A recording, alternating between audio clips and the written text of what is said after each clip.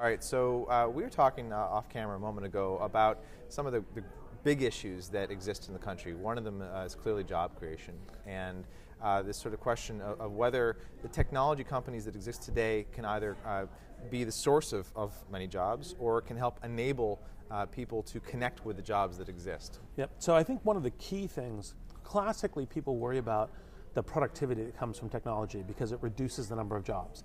It's by making workers or processes or other kinds of things more efficient, whether it's a manufacturing line, whether it's Walmart, Amazon, et cetera. It reduces the number of jobs, and they go, okay, well, we need job creation. We don't just need productivity, we need job creation. And one of the things I think is really key is to think about, well, what are the ways that technology could actually help make the workforce adaptable, create jobs, create opportunities, these sorts of things. And I think there's a couple of different techniques that we should think about as a country. So one of them is, the Khan Academy does great for math, but what if you did a Khan Academy for vocational schools or a Khan Academy for entrepreneurship? And you said, okay, let's use technology as scalability in order to create tools to allow people to learn themselves and be more flexible and adaptable.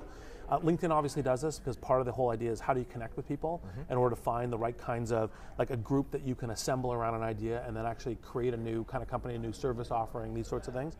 And then I think that there's questions about, are there ways that we can, not just education, but also in kind of collective intelligence or knowledge sharing, is there ways that we can begin to deploy technology in order to make people more broadly generative, and whether or not that's the right kinds of things in the service industry, or whether it's, I think it's important to start investing in this. And classically, the mistake that people make around technology is they say, well, okay, that does make it a whole lot productive, that removes these jobs. Okay, let's figure out some technologies that help people create jobs.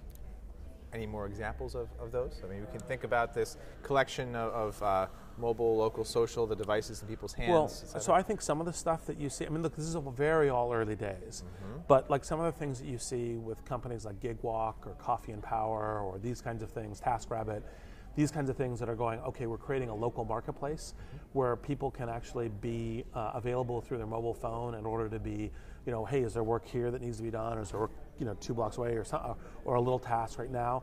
That's, I think, just the beginning in terms of the kinds of patterns you could see to say, what are other ways that we can enable jobs and opportunities to be deployed broadly?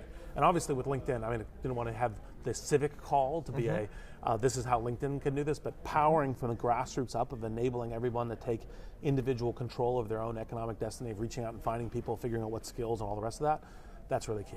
Thomas Friedman's metaphor for what's happening because of this connectivity is the world's flattening. And if you look at the hourly rate of programmers, that's changing, right? I mean, there's still certain categories in that world which are more highly paid, some less so.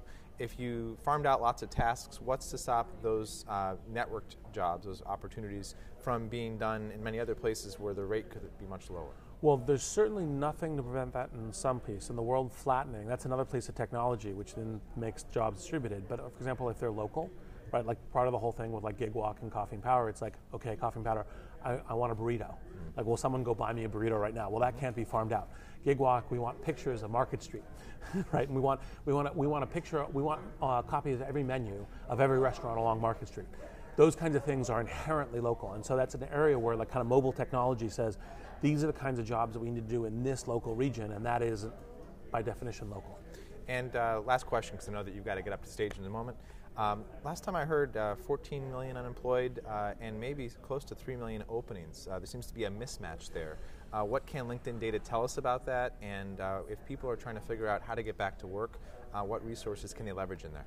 Well, I think the key thing is, you want people to be mobile. There's a skill sets, you've got to find the skill sets. One of the products we've launched in LinkedIn is a thing called LinkedIn Skills, which shows you which skills are growing, what skills are related to them. And so what you do is go look at what the opportunities are and then say which set of these skills are things that I actually could build and develop. School, study, do projects on the weekend, that kind of stuff. That's a very quick answer, and I'm sure we're going to do a longer answer next time. That's right. We'll extend the conversation. But likewise. For now, great talking with you. Yes, likewise. Thank you.